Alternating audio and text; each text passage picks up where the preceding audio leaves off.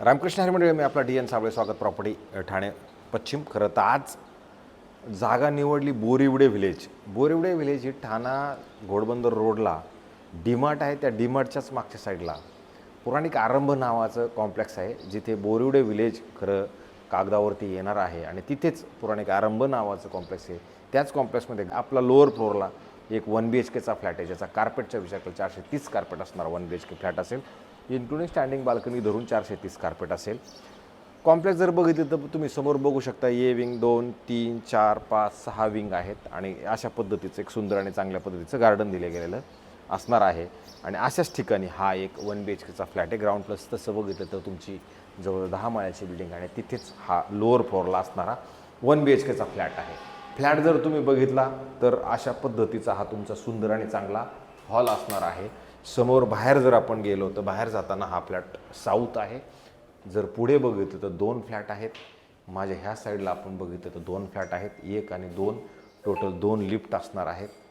तर अशा पद्धतीचा हा एक 1 BHKचा फ्लॅट आहे, ज्याचा मेंटेनन्सचा विचार केला तर 2,500 रुपये मेंटेनन्स असणारा हा 1 BHKचा फ्लॅट आहे. ठाणा स्टेशनपासून जर विचार केला तर 12 किलोमीटर अंतरावरती हावरे सिटी नावाचं जे कॉम्प्लेक्स आहे, किंवा पुराणिक टोकियो बे जे कॉम्प्लेक्स आहे, त्याच्याच पाठीमागच्या साईडला हा फ्लॅट उपलब्ध मिळणार आहे. फ्लॅट जर तुम्ही बघितला तर उजेड चांगला आहे, वारही घरामध्ये चांगलं आहे.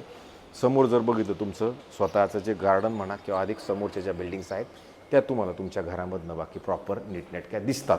नंतर जर आपण पुढे आलो तर पुढे आल्यानंतर तुम्हाला असा एवढा मोठा पॅसेज मिळतो. त्या पॅसेजच्या अगोदर जर आपण आलो तर इथे तुम्हाला एक वॉशरूम, बाथरूम, टॉयलेट मोठं आणि चांगल्या पद्धतीचं मिळतं.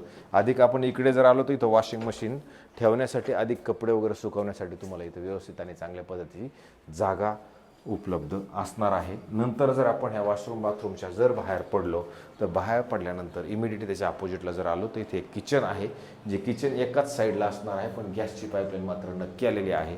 ह्या साईडला परत छोटीशी एक स्टँडिंग बाल्कनी आहे, जी काही मला वाटत नाही तुम्हाला काय वापरात येऊ शकते. पण ह्या साईडला जर आलो तुमचं फ्रीज वगैरे तुम्ही इकडे व्यवस्थित ठेवू शकता. पुढे आल्यानंतर ते हात धुण्यासाठी परत एक वॉश बेसिन इथं दिले गेलेलं असणार आहे. नंतर आपण पुढे आलो तर हा शेवटचा बेडरूम आहे. ह्या शेवटच्या बेडरूमला जरी आपण आलो तिथं तुम्हाला एक वॉशरूम, बाथरूम, टॉयलेट एक सुंदर आणि चांगल्या पद्धतीचं तुम्हाला इकडेही मिळतं, ज्याच्यात तुम्हाला गिझर वगैरे सगळं लावावं लागणार आहे. आणि नंतर जर आपण इकडे आलो तर हे तुमचं चांगलं मस्त असं चांगलं बेडरूम आहे. ह्या बेडरूमच्या ह्या साईडला जर आपण आलो तर इथे तुम्हाला परत कपाट लावण्यासाठी पण सुंदर आणि चांगली जागा दिली गेलेली असणार आहे. आणि नंतर जर आपण इकडे आलो तर इथे पण एक स्टँडिंग बाल्कनीची सुविधा खरं दिली गेलेली असेल. इथून जरी तुम्ही बघितलं तर मग तुमचंच कॉम्प्लेक्सचं असणारं जे गार्डन आहे ते तुम्हाला सुव्यवस्थित चांगल्या पद्धतीचं इकडनं दिसतं.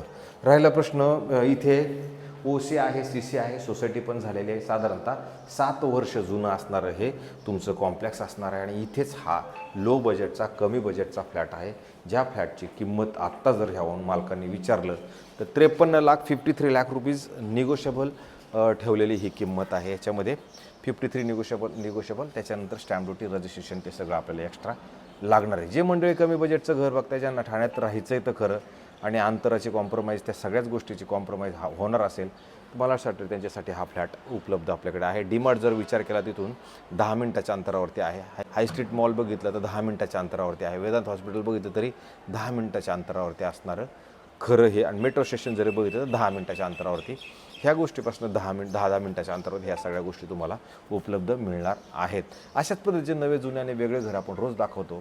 जास्तीत जास्त लोकांनी ते घरं बघावेत, सबस्क्रायबर जास्त लोकांनी करावं, जेणेकरून आमची जी मेहनत आहे त्या मेहनतीला आम्हाला यश मिळाल्यासारखं आम्हाला स्वतःला तरी वाटत राहील. तर थांबतो मंडळी. रामकृष्ण हरी.